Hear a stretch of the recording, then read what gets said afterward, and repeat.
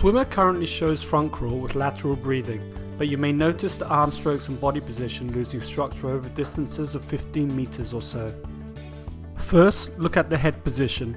It should be still and relaxed. Here we notice it's too low with the face looking down. This results in a higher lift during breathing, followed by a further sinking. The head position therefore affects the stroke and body position. The opposite is when the head position is high and the face looking forward. The body sinks and there is a lot of pressure on the core of this young swimmer to breathe. We can see she pushes to lift the head out of the water. The third position you may notice is a swinging head. This can cause over-rotation in the hips, especially when breathing. If you ever notice a swimmer twisting or snaking during front crawl, it could be due to this. Just by mentioning to a swimmer the importance and effects the head has on the stroke can often be all it takes to improve. Ask the swimmer to keep their head still, relaxed, and looking at the bottom of the pool a couple of meters in front of them. Now that Laura is improving her head position, we need to look at the body position during the stroke. We must remember that the stroke, and more importantly breathing in front crawl, is generated by the hips, not the shoulder turning or the head turning. Here are some excellent progression drills to encourage hip turning and length of stroke.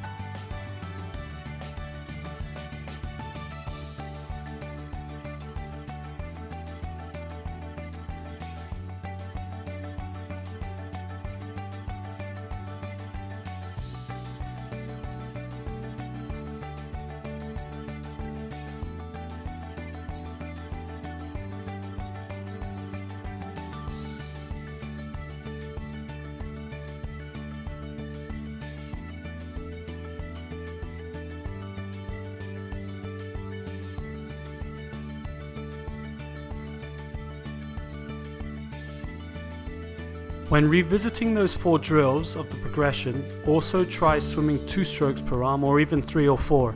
This encourages long arm strokes and a reaching hand. Corkscrew swimming also does this, with the added emphasis on hip movement. It's also great fun and swimmers can rotate every 3, 5 or 7 strokes.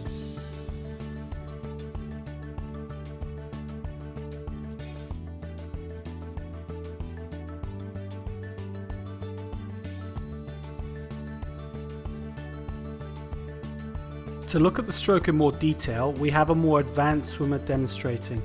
For excellent identification of a swimmer's catch, pull and recovery, have them demonstrate in shoulder depth water. It is important their feet are planted on the floor, bent knees if needed, so that their shoulders remain constantly just below the surface. This is the same position we used for practicing lateral breathing, which can be revisited before moving the arms. Have the swimmer perform the arm strokes either breathing, holding the breath, or even with their head out of the water for communication purposes. By practicing at the wall or with a float, a swimmer becomes more accustomed to the start and end of the stroke, which is out in front of them. The second step is to alternate arms, emphasizing that the non-stroking arm reaches forward at all times.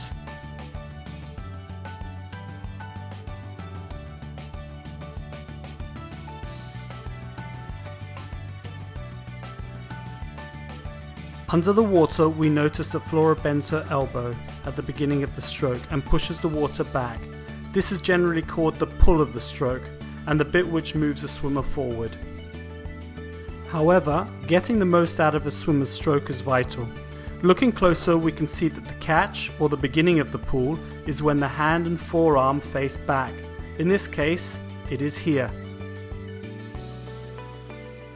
The stroke is cut short, as the elbow exits the water too early.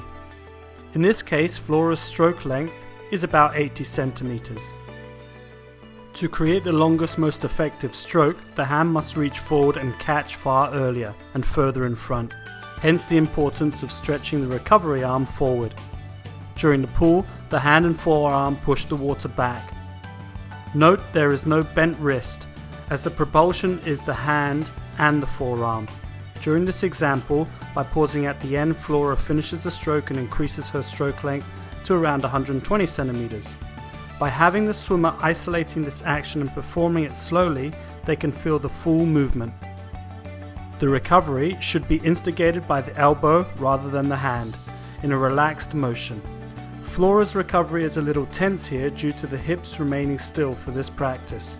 Usually, when doing the stroke, the hips rotate, opening up the shoulder and enabling a more relaxed recovery. As just mentioned, the hand and the forearm act as the paddle. Underwater we can see the power of the pull. It should be a fluid acceleration after the catch.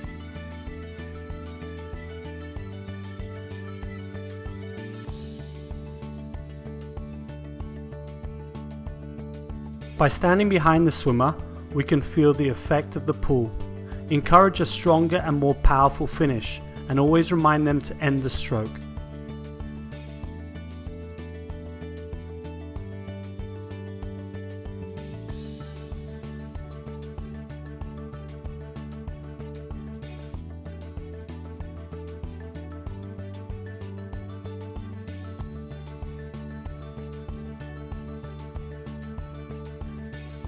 Moving on to practicing the developing stroke, I like one arm swimming with the recovery arm sliding under the stretched leading arm. This can be more beneficial than the sometimes slapping effect of the common catch-up drill. Kids can imagine a plane landing on a runway to get a nice entry and high elbow.